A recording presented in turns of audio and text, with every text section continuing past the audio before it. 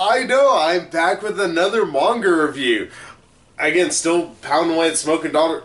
Or Daughter Smoking Bone. Smoking Daughter Bone. I'm dumb. I just got done, obviously, doing my Death Note review, and now I'm here to talk about a manga, which, of course, as you've seen in the title, One Punch Man Volume 1. I was actually kind of recommended this by a couple of friends, and they're like, hey, if you like comedy mangas, you'll probably like this, especially since I knew I'm really big into superheroes. And I really didn't know much about One Punch Man, sort of what I've seen from like Team 4 Star when they were doing the Cell games where Saitama and Genos appeared and they were going to fight Cell, and Genos got his ass handed to him instantly. Pardon me. And I'm probably pronouncing One Punch Man, of course, his name's Saitama. I'm probably pronouncing it wrong. I'm sorry, I'm a butchery, stupid English speaking American. But yeah, that's as much as I knew. I've not watched the anime. I have it saved on the Netflix queue. I'm going to eventually get around to it. I have about 700,000 other things I have to watch too. So, yeah, my friend said, hey, if you like some decent comedy and, you like some good action here and there, you'll really enjoy this. And yeah, I really did. This is so much fun. I'm going to pick up Volume 2 because I'm really interested in it. It immediately starts off with a giant little, like, devil monster thing that's, like, killing people. And then Saitama, just saves this girl. This devil monster is going to kill. And then he just instantly just punches him once and the monster's dead. It does seem that people who are wondering is like, hey, this is kind of like an allegory to Superman. Yes, there's actually a lot of Superman elements that I do get from this, in the fact that, it's like, hey, he's kind of just bored with everything because nothing can stop him. Like, he literally, everything, it's one punch or slap or just, one hit instantly defeats everything. Like, even near the end, whenever he comes across Genos, there are numerous different, like, pretty much biomutants that try to fight him, and not only that, but you also get to see Saitama's ability to be able to avoid stuff, avoid damage, and, like, this one, like, lion monster sitting there trying to slash at him, and he's just sitting there dodging everything, and he just punches him one, defeats it instantly.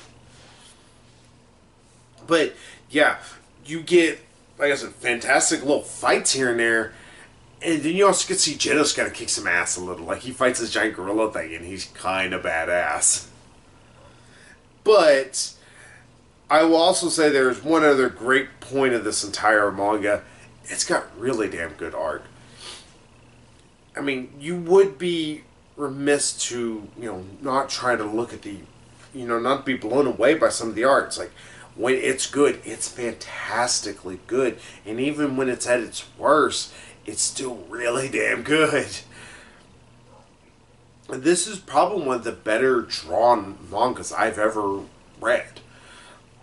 And then on top of everything, you get a lot of, I don't know how to put this, a lot of good humor. Or that's, it kind of touches upon, what would happen if there is a hero who truly is pretty much all-powerful, and they're unable to be defeated through any means that come in front of them or anything like that. Well, here's exactly what would happen. He would get really bored because he could stop everything. And that's the reason why probably a lot of people want to have a Superman One Punch Man death battle by Screw Attack. Like, I personally would like to see it, but we know who'd win. One Punch Man. But yeah, I can do nothing but just sing the praises of this book. If there's any faults, maybe it feels like it skips around a little too much at times. Like, it doesn't feel like it has a point, for lack of a better word, till you get to the close to final chapters. Well, final chapters, like last 3 or 4. Whenever a mosquito lady appears and Genos tries to fight him, Genos tries to fight her. Genos, he tries to do his best, but she just is defeating the ever-living piss out of him. He wants to blow himself up just to, try and rid the world of her. And Saitama comes out of nowhere and just slaps the ever living piss out of her and just kills her because he sees her as a mosquito. He doesn't do a backhand slap, he's like, slap! Like the meanest high five ever. Then it finally actually gets like a plot, in a way, going forward. But yeah, until then, like I said, there's this devil monster that'll pop up out of nowhere. Saitama deals with him. Then there's this crab thing that also popped up like at the beginning. Saitama has to, or Saitama, I can't pronounce his name right. He also wants to save this girl from this crab thing. And then also there's a giant muscle monster thing that Saitama instantly just defeats instantly. Now, like I said, it's just him going around beating monsters very quickly. And that's the reason why, like I said, the first little bit, it doesn't have much of a plot going through. It's just him kind of being, badass in a way. And only that, but there's also a dream sequence where he's defeating these, subterranean things and just beating them instantly with one punch. And it feels superfluous to the whole story. Like I said, that's the biggest problem I can see with this first volume.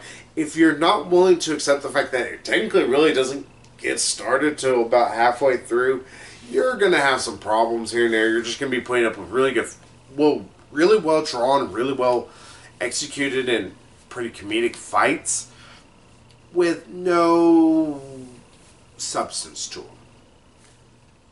That's a problem that can exist within a lot of different comic books. It pops up quite often, and it's an issue, but I think by the end of it, though, we realize, there's actually more to it. And not only that, but there's also more into Saitama's backstory, into why he decided to become One Punch Man, in all essence. Because he wasn't originally a super powerful guy who can, defeat any enemy with one punch. He used to just be a regular Joe.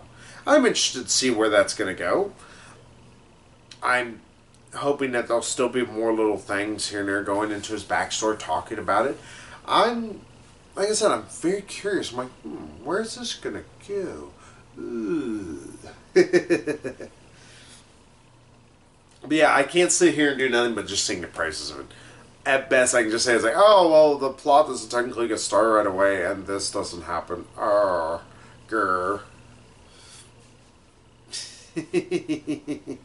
Yeah, fantastic manga. If you really were curious about this, let's say you were a fan of the anime, you hadn't read the manga, or if you just saw this up on the shelf and you're like, hey, should I read One Punch Man? Yes, go read it. It's very damn funny. You're going to laugh. You're going to have some really good gore here and there. And on top of everything, it's got a pretty good story whenever it finally started up.